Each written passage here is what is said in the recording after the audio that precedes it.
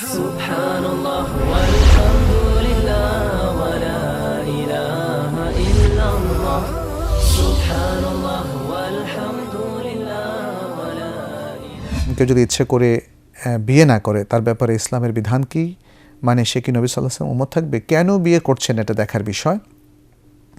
যদি বিয়েটা সে এই জন্য করে যে দুধ তৈরি, এটা ইসলামের এই বিধান আমি মানি না, সে বিয়ে করলো না, সে মেয়েদের সাথে ঠিকই হয়তো রিলেশন রাখলো কিংবা লিভ টুগেদার করলো, তাহলে এটা তো অত্যন্ত গর্হিত, এটা পাপ। এবং এক্ষেত্রে রাসূল সাল্লাল্লাহু আলাইহি ওয়াসাল্লাম বলছেন যে বিবাহের শারঈ বিধান থেকে যদি কি বিরাগ ভাজন হয়, মুখ ফিরিয়ে নেয়, এই জন্য যে এটা ইসলামিক প্রথা আমার অত পছন্দ না, তাহলে সে রাসূল সাল্লাল্লাহু আলাইহি ওয়াসাল্লাম বলছেন ফামান রাগিবা আন সুন্নতি ফালাইসা মিন্নি, যে বিবাহের সুন্নাহ থেকে মুখ ফিরিয়ে নিল, বিরাগ ভাজন হলো, সে আমার উম্মতের অন্তর্ভুক্ত নয়, আমার অন্তর্ভুক্ত নয়, আমার অনুসারী নয়।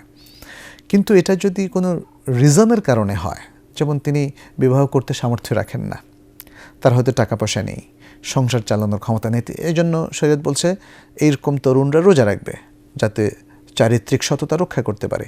তাহলে এই যে বিবাহ করছে না, রোজা রাখছে, তাহলে এটা কিন্তু তার দিনদারিকে নষ্ট করবে না, তার দিনদারিকে নষ্ট করবে না।